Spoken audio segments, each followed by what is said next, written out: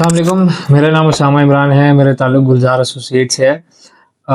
आज की हमारी वीडियो एक बाइंग गाइड है डीएचसीटी कराची के हवाले से कि अगर 125 गज का आपका बजट आपको कहाँ पे लेना चाहिए, 200 गज का है तो कहाँ लेना चाहिए, 300 गज को कहाँ लेना चाहिए और आगे 500 हज़ार कहाँ, कौन सी लोकेशन बेहतर है, कौन सी लोकेशन ख़राब है, कौन से सेक्टर ज़्यादा बिकते हैं, कहाँ पे ज़्यादा लिक्विडिटी है, कहाँ पे ज़्यादा बायर्स आते हैं, ट्रेडेबल कौन सी ज़्यादा लोकेशंस हैं, ये आपको इस बाइंग गाइड में बताऊंगे।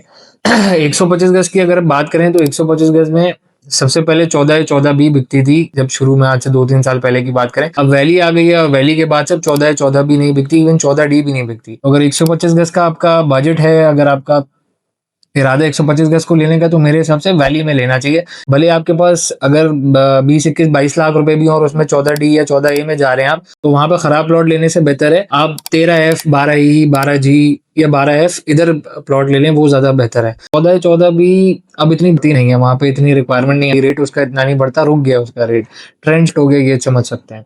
और 200 गज की बात करूं तो पहले जैसे 6D 9C बिकती थी, 13 बी और 13C बिकती थी, अब वो नहीं बिकती हैं। वहां से ट्रेंड शिफ्ट होकर 3C पे चला गया। अब लोग 3C बहुत ज्यादा प्रेफर करते हैं, इवन 6D भी नहीं इतनी प्रेफर करते जितनी 3C पे प्रेफर करते हैं लोग, क्योंकि ज़ाहिर शौकत खानम के करीब है और 3B के सामने है, बिलास के सामने है। तो अब ट्रेंड 3C का आ गया कि ज्यादातर हमारे पास रिक्वायरमेंट 3C की आती है, बायर्स हमारे पास ज्यादा उसके आते हैं, इंक्वायरी ज्यादा उसकी आती है।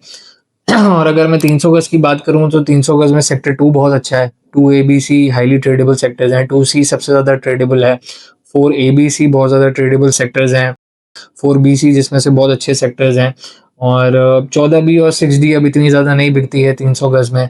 और इसके अलावा अगर मैं 500 गज की बात करूं तो 500 गज में जो ऑप्शन है हमारे पास, उसमें सेक्टर 5 में ट्रेडिंग अच्छी होती है, 6 में अच्छी ट्रेडिंग होती है, 7 में अच्छी ट्रेडिंग होती है। मतलब 6 और 7 में ज़्यादा ट्रेडिंग होती है, 5ABC में इतनी ज़्यादा ट्रेडिंग नहीं होती है। 2 भी बहुत अच्छा एक सेक्टर है ट्रेडिंग के लिए, और 3 तो पक्का हो गया, जाहिर है वहाँ पे कंस्ट्रक्शन अलाउ हो गई है, लोग रह रहे हैं, तो वहाँ पे बिल्डर्स वगैरह ज़्यादा आते हैं, जिन्होंने घर बनाना हो वो ज़्यादातर सेक्टर 3 में लेते हैं। सेक्टर 3 में इतनी ट्रेडिंग के लिए लोग नहीं देते। और येलो जोन बहुत अच्छी है ट्रेडिंग के लिए, मतलब रात को अगर आप 12-1 बजे भी कॉल करें प्लॉट बेचना है मुझे, तो सुबह आपके पास ऑफर होती है। जैसे 12CD हो गए, 10CD हो गए, 9A 9B हो गया, 12A 12B हो गया, ये बहुत अच्छे सेक्टर्स हैं येलो जोन के, इनमें ट्रेडिंग बहुत ज्यादा अच्छी होती है। 15-16 में भी ट्रेडिंग अच्छी होती है, 15B, 15C, 16C, 16D। और बट डीएचसीटी कराची में जब भी आप प्लॉट खरीदें तो हमेशा ये याद रखिएगा कि आपने खराब लोकेशन का प्लॉट नहीं लेना। हवादार नगीना प्लॉट होना चाहिए, जिसमें दूर दूर तक कमर्शियल ना हो, नाला ना हो, गैस पाइपलाइन ना हो, कोई एम्यूनिटी ना हो, कोई प्रॉब्लम ना हो, तो बहुत अच्छा बिकता है, अप्रिशिएट भी बहुत ज्यादा होता है। मतलब अगर मैं खराब प्लॉट की बात करूं, अगर खराब प्लॉट 2 लाख रुपए 3 लाख रुपए अप्रिशिएट करेगा ना, तो जब तेजी होगी तो अच्छा जो हवादार प्लॉट होगा वो तकरीबन कोई 8-10-12 लाख रुपए, इवन 15 लाख रुपए भी इंप्रूव करेगा, क्योंकि बायर उसका वो आएगा। आपको जब भी कोई रिक्वायरमेंट बोलेगा कि यार मुझे येलो जोन में प्लॉट चाहिए, तो मतलब वो अच्छा प्लॉट मांग रहा है आपसे, खराब प्लॉट नहीं लेगा वो, खराब प्लॉट का बायर भी नहीं आता, रेट भी नहीं बढ़ता।